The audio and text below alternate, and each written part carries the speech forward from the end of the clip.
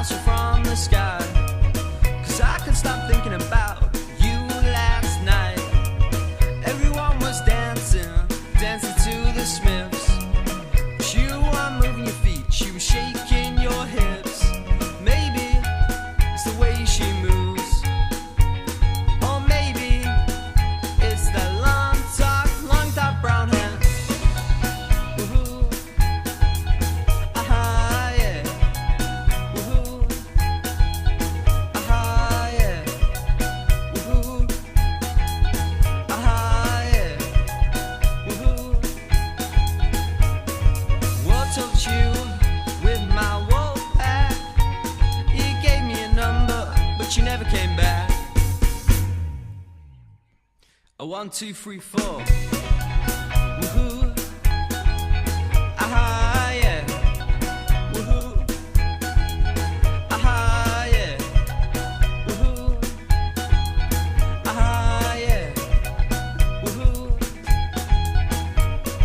I don't care, 'cause I still remember your long dark brown hair. Yo, what's going on, everybody? This is Scott Simonson, former tight end for the Las Vegas Raiders, formerly known as the Oakland Raiders, and the New York Giants. And you're watching my boys on the Third and Short podcast with hosts Matt Davenport and Tom Higgins and producer Jamie Crawford. Enjoy the show. Woohoo, aha, yeah. Woohoo, aha, yeah. Woohoo, aha, yeah. Woohoo, aha, yeah. Hello and welcome to episode 27 of the Third and Short podcast. As you can see, we have a very special guest with us this week who I'll come on to in just a moment. But as usual, we have myself, Matt, co-host Tom, and producer Jamie Crawford. And then our very special guest is none other than Scott Simonson, as you will have seen from the intro video, former Raiders player, former Giants player, and he's become an actual legend between us three here as well from the funny conversations we've had with him in the last couple of weeks as well. So thank you very much for joining us. It's really, really appreciated. Yeah, Dan, thanks for having me on, guys. I know I got filled up, so cheers to you guys over there. I know it's nighttime, but yeah, thanks for having me on.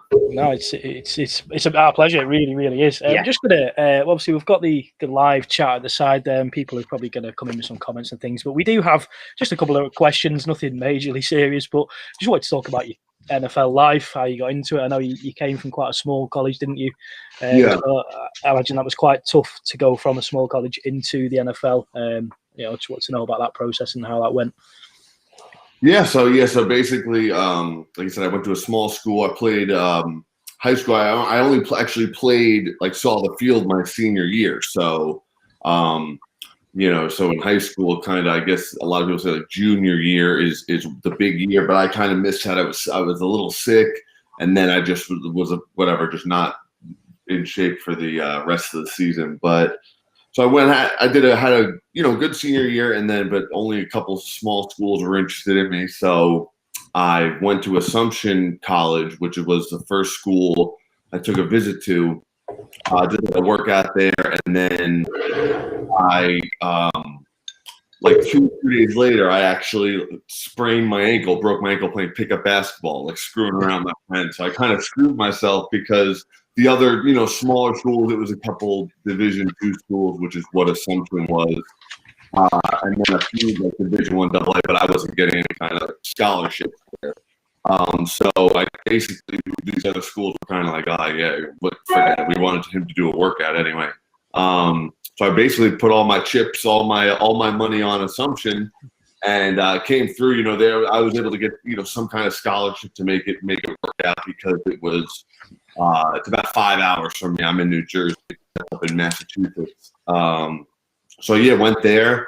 And then just got some opportunities and, was able to do well and had a good career there and was able to, even with it being a small school, still get a little bit of attention from some NFL scouts and stuff. So that worked out. And, just, gave me a little shot to Same. That's just all I've been doing. I'm like a big underdog, so I've just always been going on like the little bit of chance, little bit of opportunity. Kind of took the odd route to the NFL, the small school, not like a undrafted, that type of guy. So, but yeah, I'm just grateful for where it led to. Yeah, awesome. Yeah, you mentioned there about undrafted. So how did that process work for yourself? So undrafted was basically, I think it was 2014 when I was coming out, and whatever. I had heard from a couple teams or coaches that I had talked to throughout the pre-draft process. They would come to Assumption and visit. I would meet with scouts and whatnot. Sometimes I'd do a workout. And then the same thing with, I didn't go to the NFL Combine. So, because I think it's like 250 guys or something get invited to that every year. So I just went there, and I'm sorry, I didn't go there, and I just went to some other pro days. I went to like a pro day at Rutgers, and then just didn't get drafted, obviously, even though some scouts said maybe 6th or 7th round, but you can't really rely on that. It doesn't. If I learned anything with the NFL, it's don't believe anything until you see it officially sourced or it truly happens. But yeah, so went undrafted with the Oakland Raiders, and actually, I kind of they were the first team that called the Raiders, so I kind of took that chance because I was like, jumping at it. I got like a $1,000 signing bonus, which was like the lowest like legally you could get.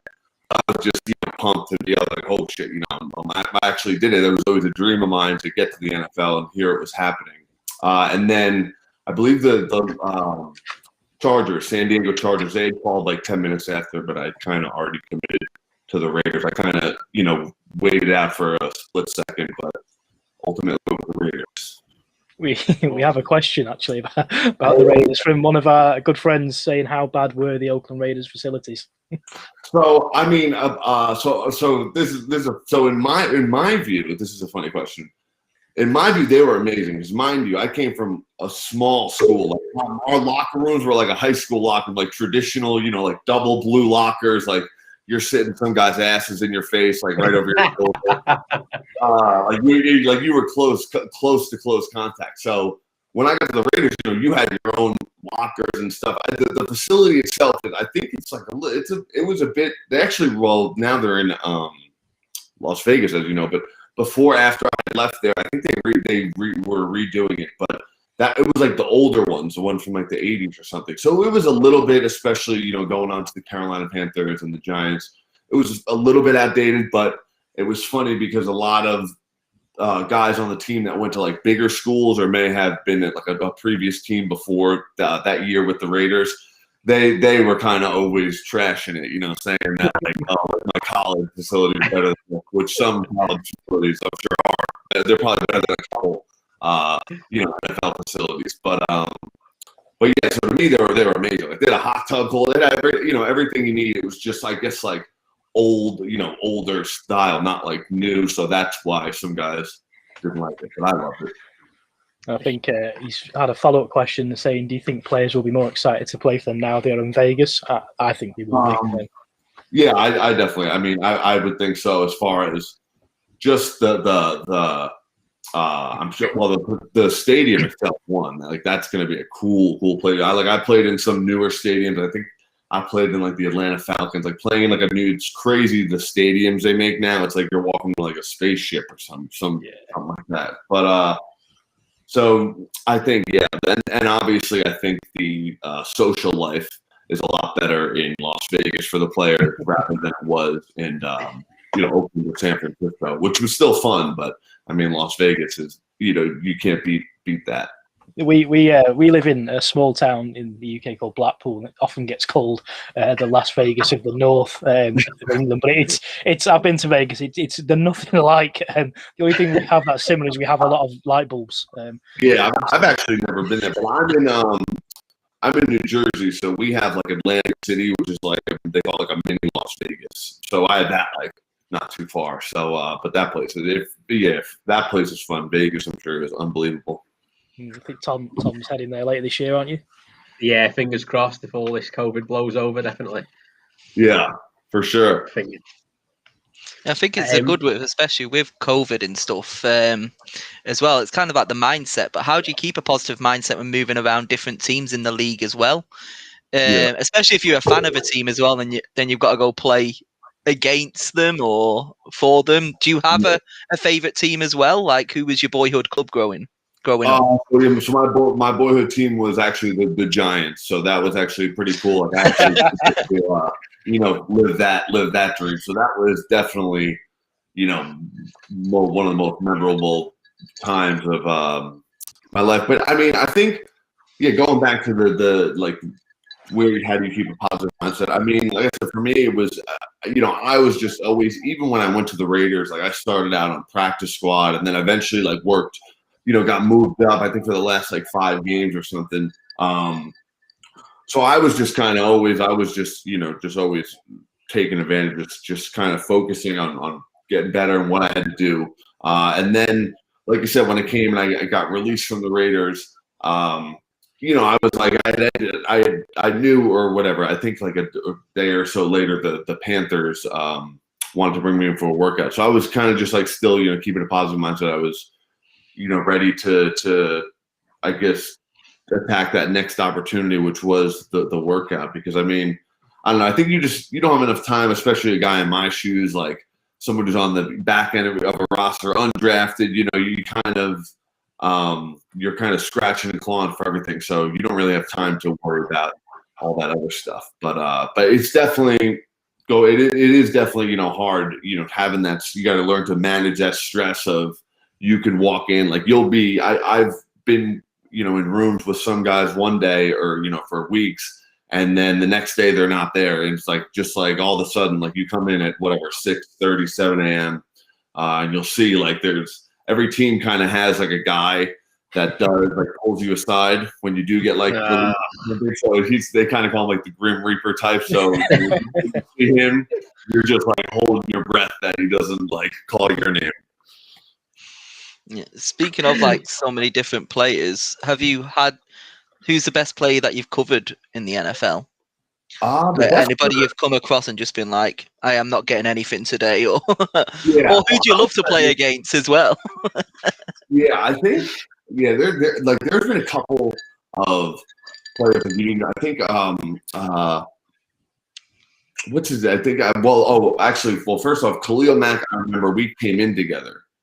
So he was obviously the first round pick, but we were the same draft class. So I was going against him that whole year with the Raiders in practice, training camp, rookie mini camp, all that stuff. So he was freakish then, and then you saw him go and dominate and stuff. And then we actually played him again when I was on the Giants and he was on the Bears.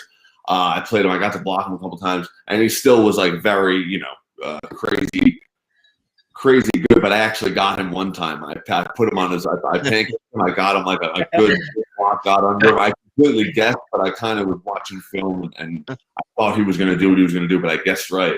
And I caught him, and then it was funny. I ended up going on like getting like one of those the Brian Baldinger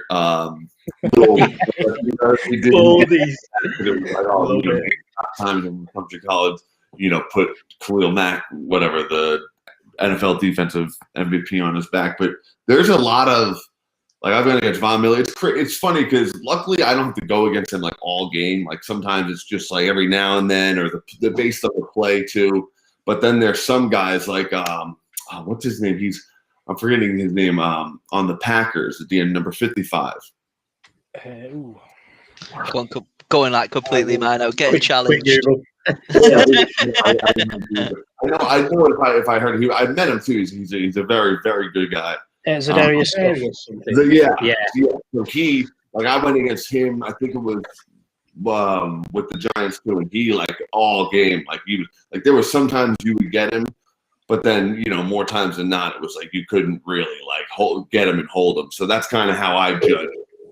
Guys were good. Guys who were just like you couldn't really stick with, because for the most part, some guys are really good, but every now and then they're not amazing on every play, but so sometimes or sometimes other people will get lucky. But there's been quite a few guys. Mario Williams, I like the old Mario. He was like a huge look like a scary like player. To what is his name? Jadeveon Clowney. So I went against him. He was freakishly strong. So he was a pain in the ass to block too.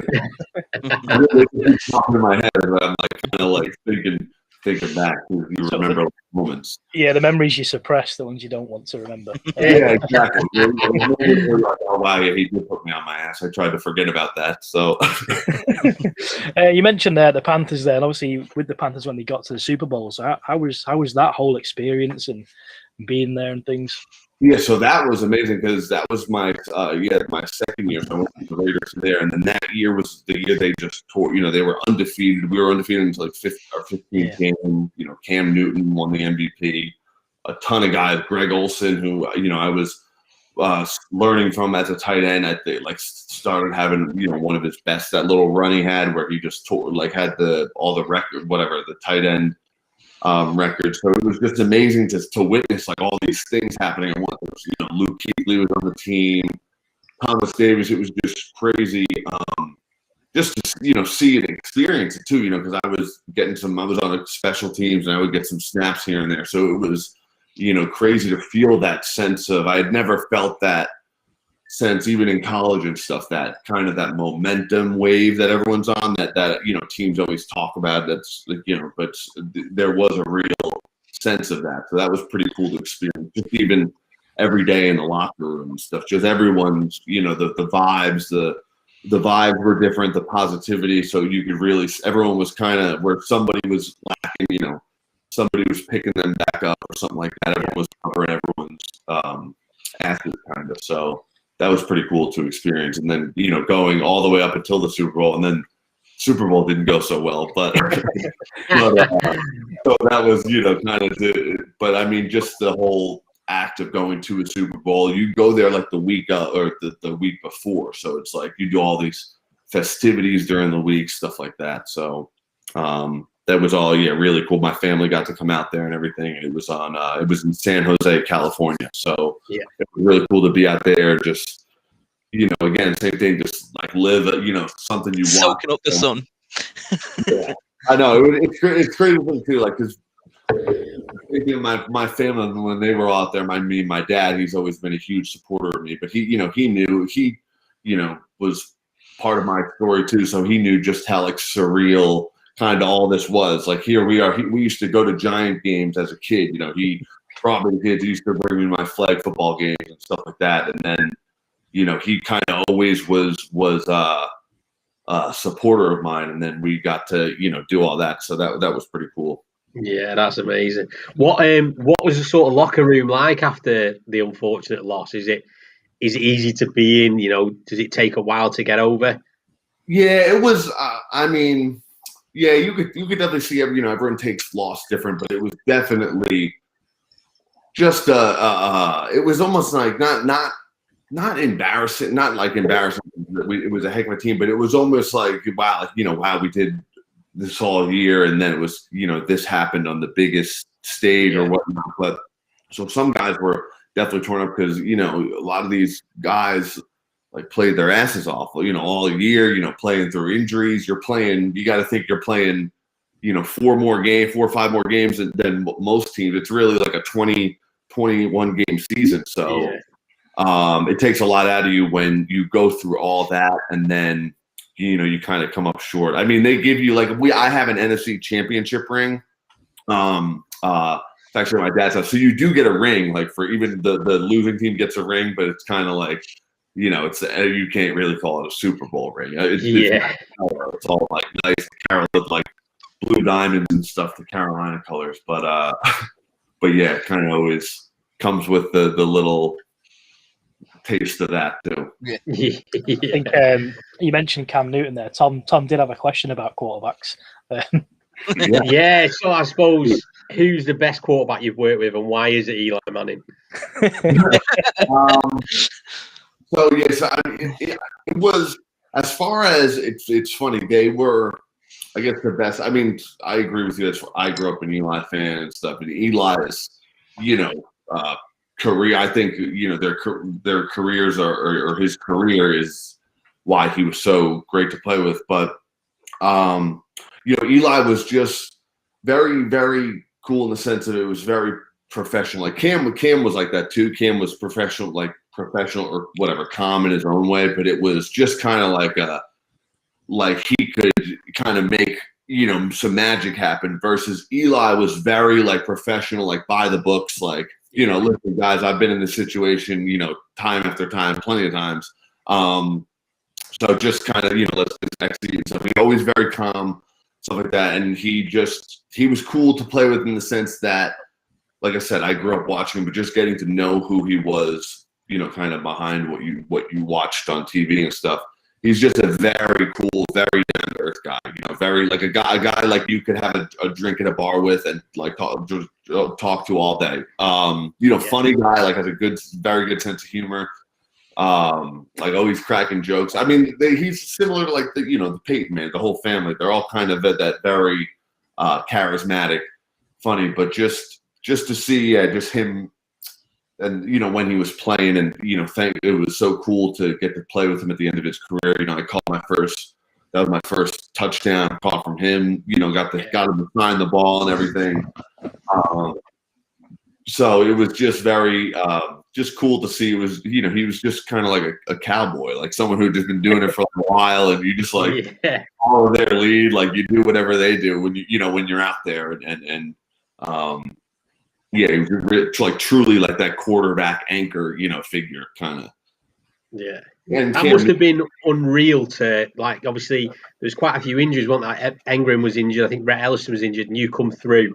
And thankfully it was when, I know we started 1-7, didn't we, that season, but we turned it around. We turned it around Giants sense in the end, finished 5. But, you were part to play. That must have been surreal being a Giants fan as well. Playing on the first team. Yeah, for sure. And it was just so cool because, like you said, I saw a lot of, like, that was those years with the Giants, even my second year where I missed time with injury. Those are my most active years, my best, career years statistically playing time-wise. So it was just so cool to get to not only experience that in career and kind of actually, just show, like, I could compete with or whatever I could compete with and play on the field for multiple games, and just for it to happen. And then, like you said, we kind of turned it around at the end. We put a couple wins together here and there. We ended, some games on a good note. So that was, a cool experience too, obviously, to be, to contribute a lot to wins or stuff like that. But yeah, that's class. I was going to say, what's your favourite stadium to play in? We've got a question there from Ben. I was about to do that one. Like I said, you're playing in the AFC and the NFC. Obviously, you've played in most of the stadiums, if not all of them.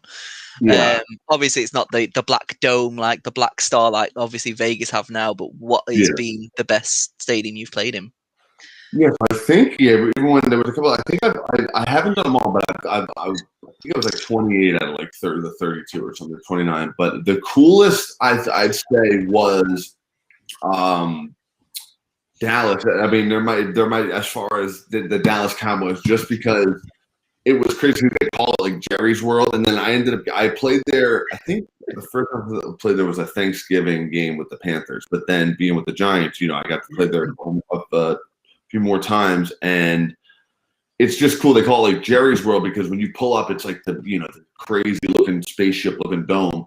But not only that, but there's like a huge like theme park with like roller coasters and stuff. Like it, like on one side of it, on another side there's these crazy. It's almost like skyscraper, the hotels, like all entertainment buildings and stuff. So it's like its own little like carnival world. That was cool.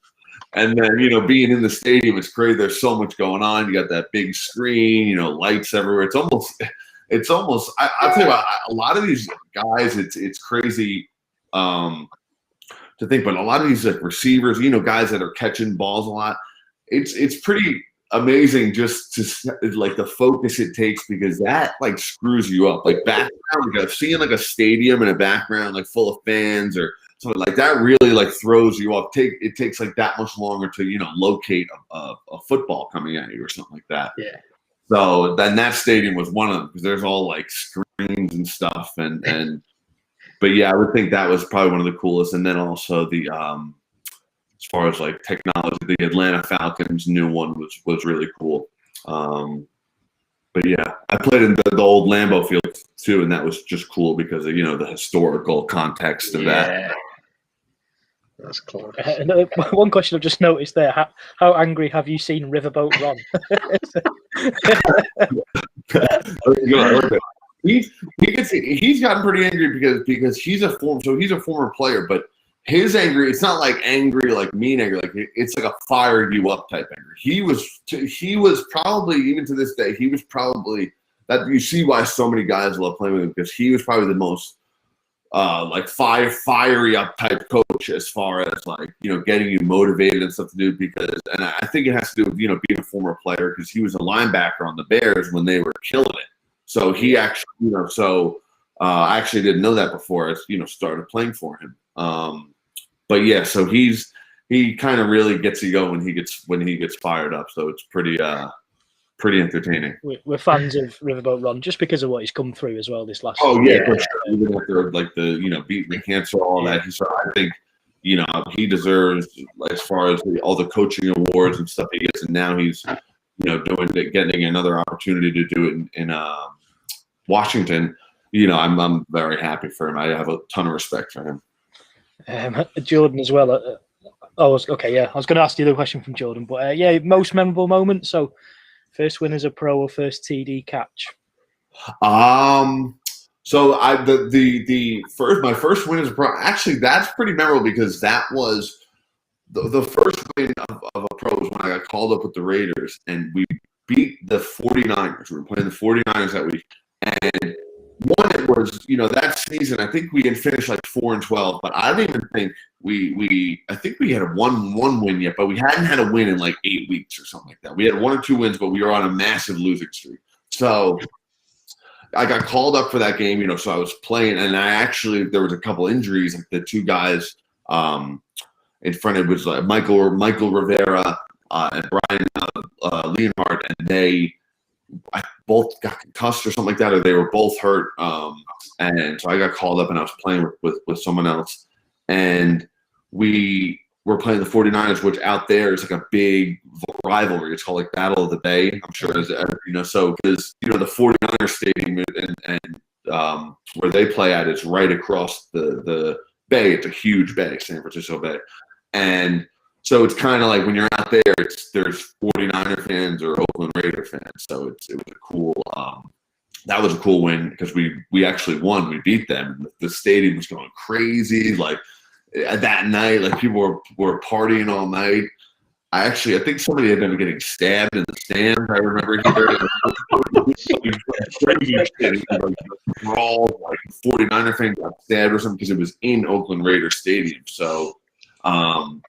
So that was definitely pretty memorable, because, like I said, it was my first official NFL game. My girlfriend at the time, my wife now, the girlfriend, came out with my dad and stuff. So it was really cool to experience that. It was also very cool just because it was from, like I said, Eli Manning, someone I played with, and it was a really just cool, like surreal. Like I was like, "Oh shit, did that just happen?" Like I knew I was close, but I was like, And then I got in there, and I was like, "That no way." I actually thought there'd probably be like a flag on the play or something, just to take it away.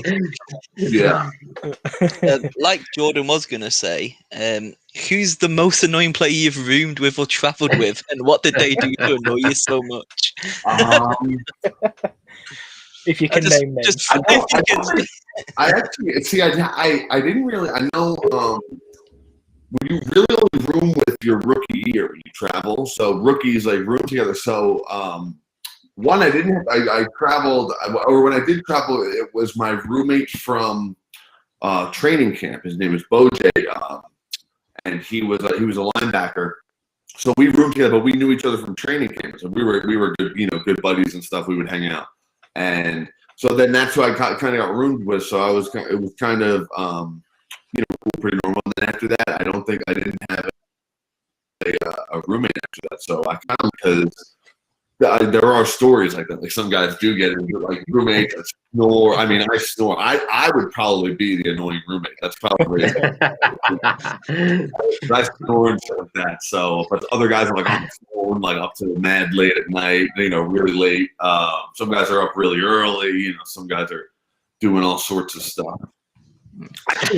Another thing, I think it was another guy. I had a roommate who he was like, I think he was a kicker or something they had just signed, but he started like stretching, like real like stretching at like 10 o'clock or 2 beds, like he was like rolling out and stretching and stuff. But he was like just in like the spandex, the shorts. It was so odd, but I mean he was kind of a little. So I didn't, he was kind of doing it in his own little world, so I didn't say much. I was just watching a movie on my little iPad.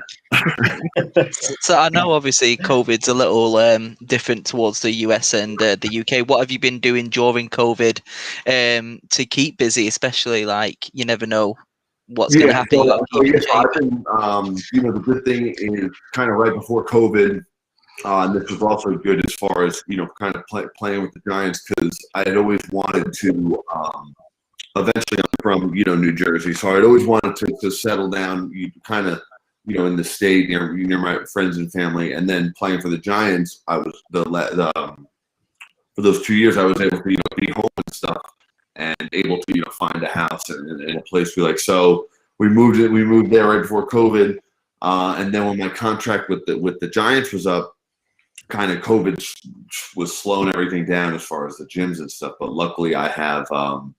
A little gym in the basement and stuff like that. And I have fields nearby, and I have my trainer that I go to, who's, I've gone to since before college, my buddy, Val, and he has a facility, not far. So I've just kind of been able to, I really wasn't affected all too bad. So I've been just staying in shape and just waiting, for an opportunity to come, which, that's been the trouble with COVID, is the activity is kind of slowing down so much, especially, like I said, a guy like me who, I usually I need to do like a workout and stuff, get signed. It's not like I'm some big contract guy. So, but like I said, I'm ready. It's a good thing too, because I'm learning how to do stuff around the house, like hammer nails and stuff.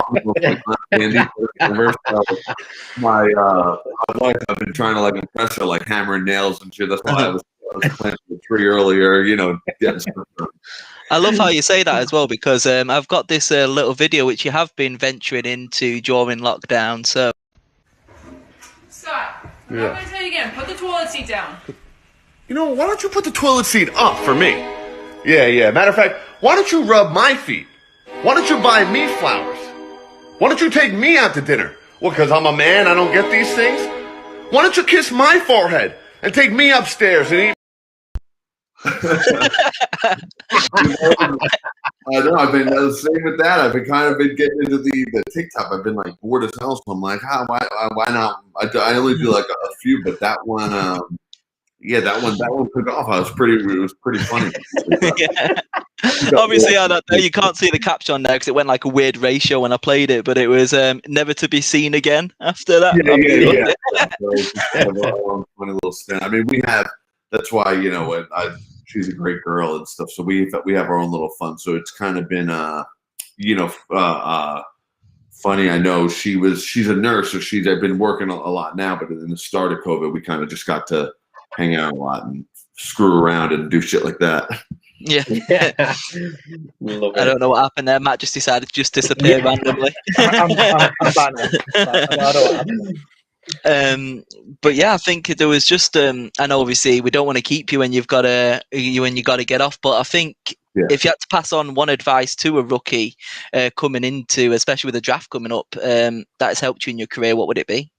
That's a great question. I would definitely say, as far as rookies, kind of, especially those guys who are kind of, because you got to think, a lot of these first, second, third round picks, or even fourth round picks, like those guys kind of, their spot really is especially coming in the league is pretty solidified. You know what I mean? It's like team's not going to like spend because they get money for all that. So as far as financial wise, the team isn't gonna. They kind of get a bunch of opportunities to I guess not screw up, but just kind of to before they pick it up and go versus kind of as 6th, 7th, the undrafted guys. Your opportunity, your room for error is so much smaller. So I would just say, just focus on doing the best you can do. Like as far as learning the playbook, when you learning technique wise is huge. When you, especially a guy like an undrafted guy, you kind of got to really prove it on special teams too, just as much or if not more than offense or defense or whatever you play. So I would say, use that as a way to get on the field like that. I know that, is what helped me, go from undrafted to playing 6 years and was the ability to, was really before the Giants, before I got to play like a bunch on offense. I did my rookie year for the Raiders because of injuries and end of the season, but a lot of my time in Carolina was special teams and being able to contribute on that. So I would say that's huge too. Kind of take that with just as much pride and as learning your offense or defense, and just go out there and at the same time do you're there for a reason. It's intimidating at first. Even for me, I was going from like Division II to that. So the speed at first was like, holy shit! Like I was like, I can't. I'm not ready for this. But you're also there for a reason. Like if you're in the NFL, you're good at football. You don't just show up there like, oh shit, like so it's just just still have that confidence in yourself, because the moment you try to change what you do, you're always improving, like you're always getting better, but I'm talking about like just try to change, like be somebody you're not, whether it's personality wise, whether it's whatever wise. That's kind of when you get screwed, because you spent your whole football career kind of perfecting this craft, and now it's like when you get to where you want it to be, then it's like I'm going to switch it up. So do your thing at the same time, but also don't have too much pride for anything. Kind of take the tough man's, workman's mentality, lunch pail kind of guy, and just have the mentality that you're going to just do whatever it takes and bust your ass.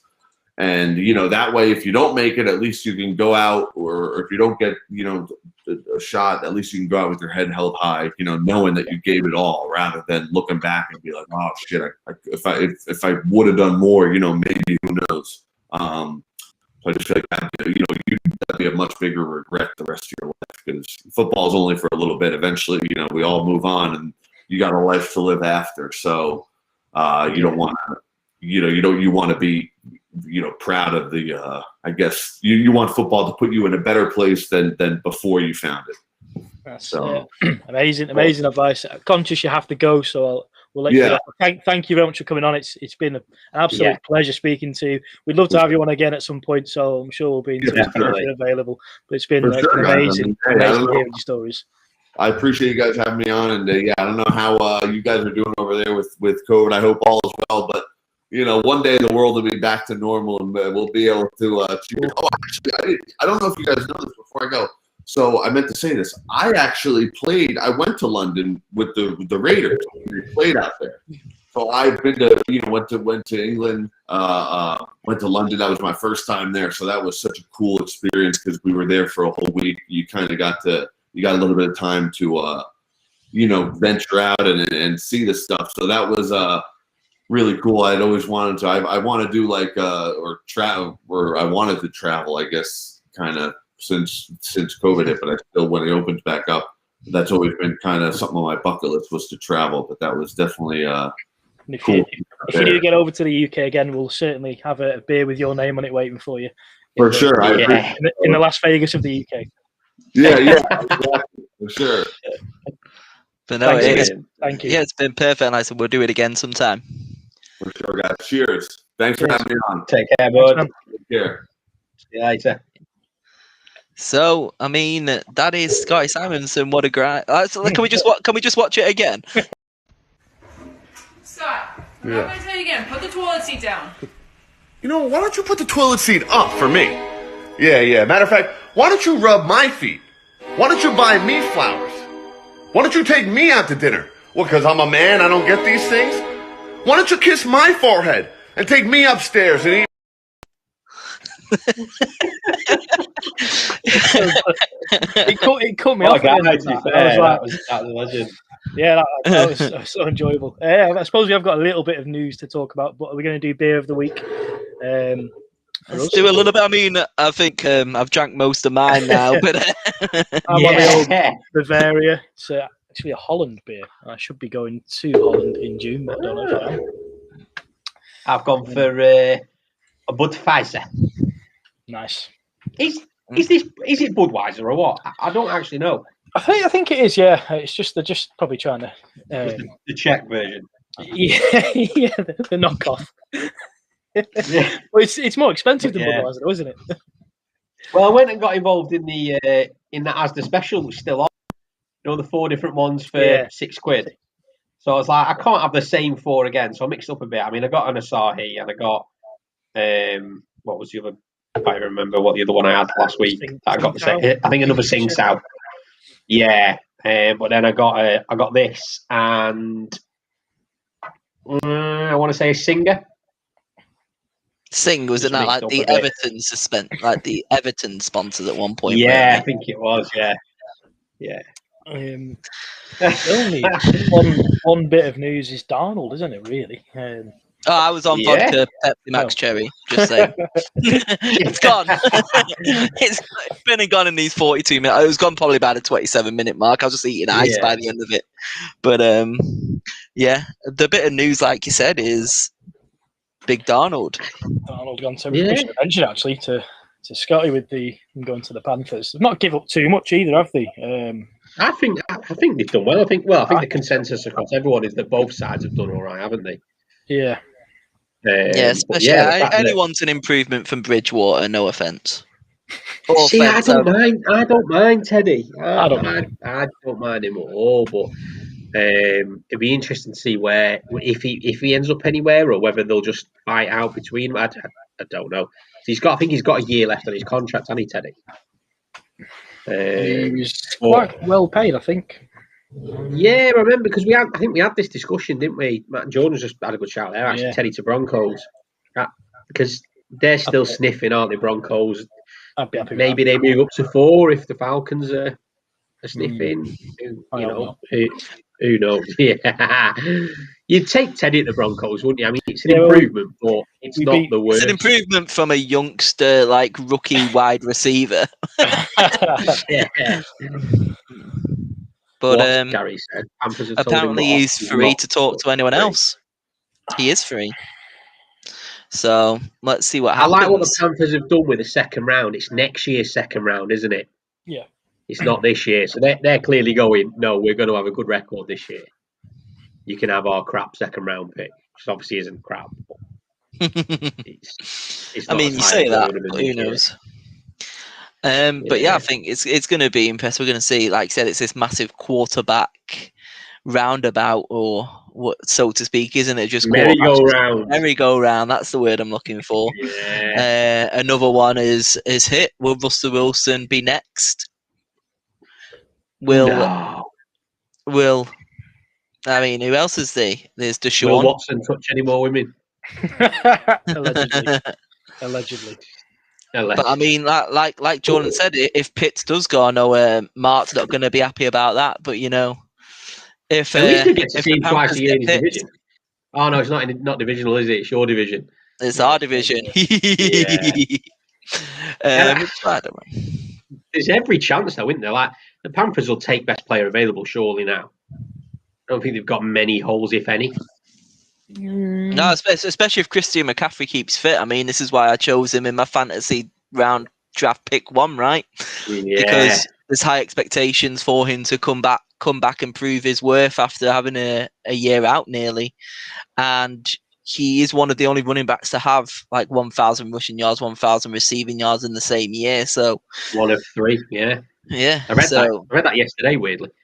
Yeah. So again, if he's due for a big year, why not have somebody like Sam Darnold, who's got a lot of potential there, and he's not going to be with the shocker that is the Jets. So I read something today about the Jets have basically followed the Dolphins in that the Dolphins got rid of Adam Gase, loaded up with draft picks, got the quarterback, which the Jets are going to do this year, aren't they, with Wilson, I imagine, or Fields. Or, well, they might even get Lawrence. Lawrence is going to go to the Jags, isn't he? But oh my God. Little inside joke there for the group chat. The most common 3 letters that we've had in the last week. Oh God, it's ridiculous, isn't it? Well, Jordan said he's on the clock and he's going to pick after this, so we better wrap up quick because we want these picks going through. The Jets have basically followed the Dolphins. So Dolphins did. Yeah, previously got rid of Adam Gase, picked their quarterback in the next draft, and they're loaded with picks, which the Jets are as well. I was reading a good debate today on Twitter about. Well, it started off as about Matt Rule, to be fair, and he was. When we got rid of Shermer, he was pretty much favourite to go to the Giants, and he had an interview at Carolina before the Giants, and he just never turned up because they'd obviously wanted him and kept him. And I know a lot of Giants fans were disappointed, and I didn't even know who he was, if I was honest, because of my limited knowledge. But from what I'd read, I was very much like, oh, bastard, I think we missed out there. But a lot of people saying that he's really put his balls on the line here, second year into his his head coach career in the NFL, and gone, yeah, well, I want my quarterback, and I'm doing everything to sort of say this is the year. We've traded, as much as it's only 3 picks, it's Darnold's last year of his contract. People were saying that he could, when you look at that, maybe it's still a bit rich. There's all the questions about Darnold, but then the flip side of that debate was a lot of people were saying, what difference is Wilson to Darnold? Because Darnold's actually a good quarterback. I think Darnold's a good quarterback. Yeah, so I'm looking forward to see sort of what materialises there. Whether there is any different at the Jets. Whether they fix the problems that Darnold had. I know they've got enough picks to maybe help at least. But yeah, it's one I can't wait to see play out. Who's going to get the better out of the deal, Panthers or the Jets? What happens to Darnold? He seemed really happy about it. I saw a video on Insta earlier of him turning up at his new house that looked all kitted out and everything already. Panther balloons in there, celebrating, walking through, dancing. I was just like, oh, that's a life, isn't it? You mean to say we don't get that in our jobs? Nope. So George just said, Annie, Rule values Darnold over the 4th and 5th QB in this year's draft. Fair enough.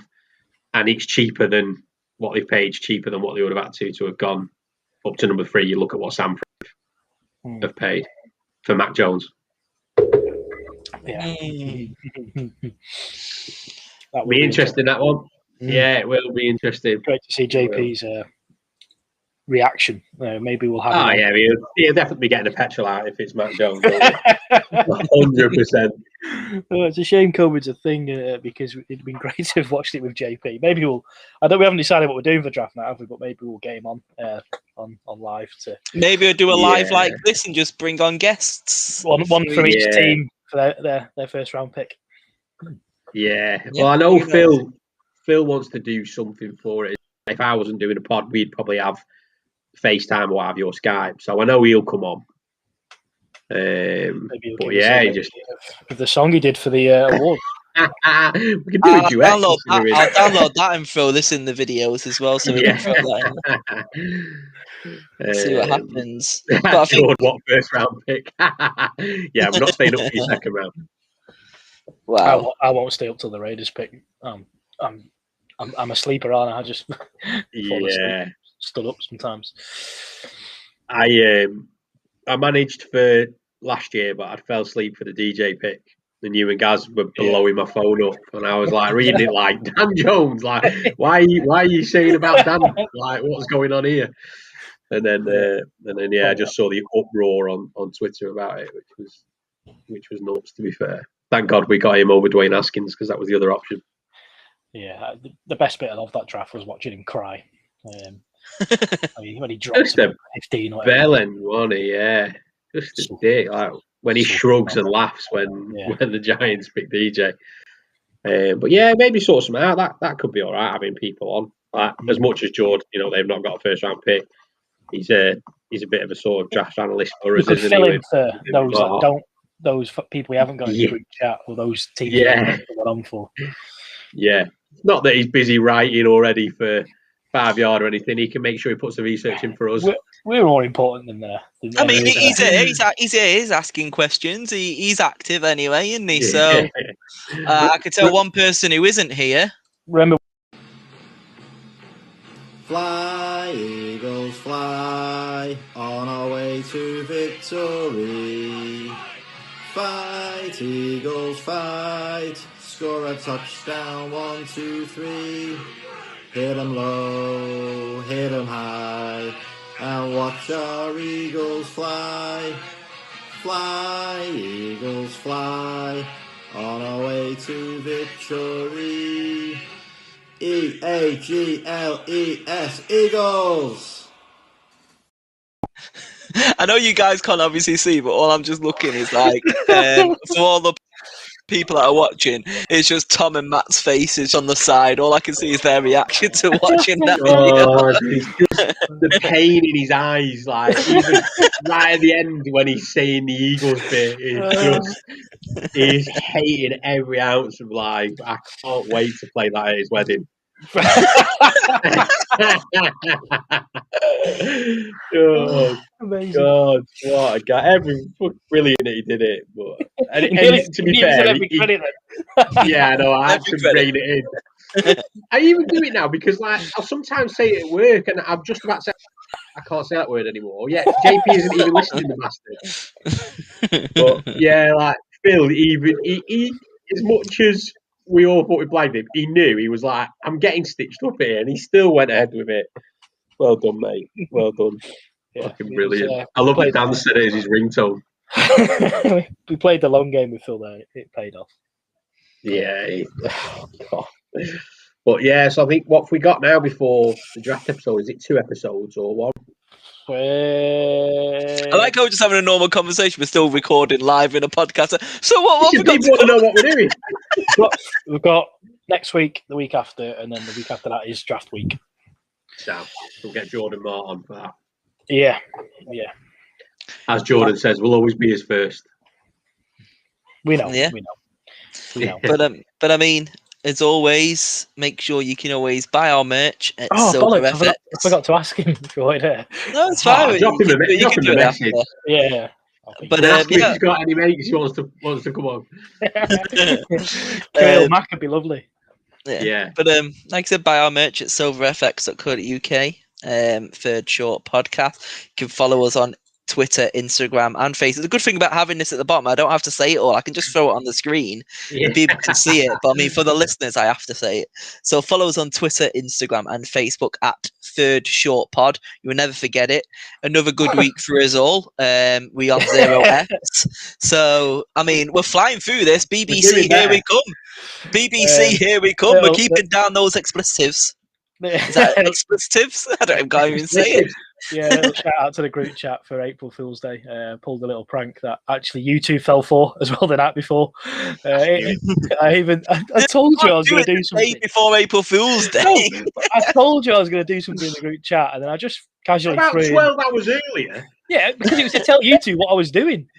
And I thought I'm not saying this is what I'm doing. I thought I'll just test the waters, even though I'm doing something. So I mocked up an email from a BBC producer inviting us to basically do a show for BBC 3. I think I put an iPlayer, something like that, where they want to combine sports comedy. But they sort of, it was. I did all right with it. I put that the chemistry we've got is great, and Jamie's theatrical background, Tom's passionate rants, and my impeccable hosting abilities. That's one thing that threw it off. I was like, is this real? I mean, I was about to write in my letter of resignation to work after and I thought the only thing we needed to do was tone the expletives down, which is fair, I think. But I shoved it in these two fell for it the night before, and I shoved it in the group chat in the morning, and quite a few people fell for it, even though it was pretty obvious. Was it Dolphins James who clocked it? I think who said, "Just remember what."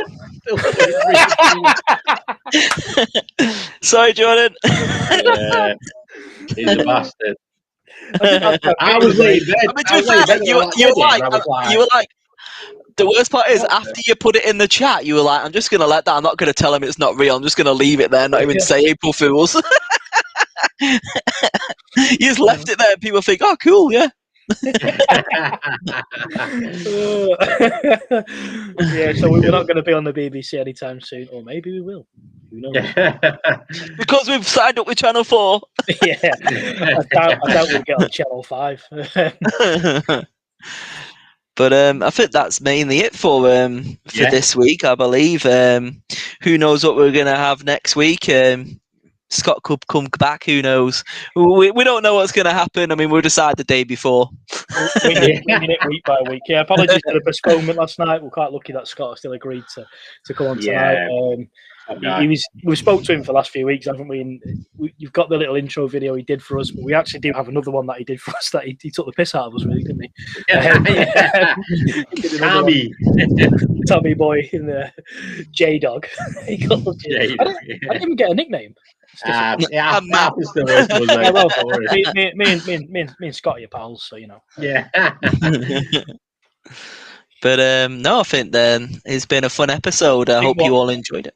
What people missed as well before it went live, he jumped on a couple of minutes before, and he's like, "Oh, let me go and get a beer." So he's gonna go drive now.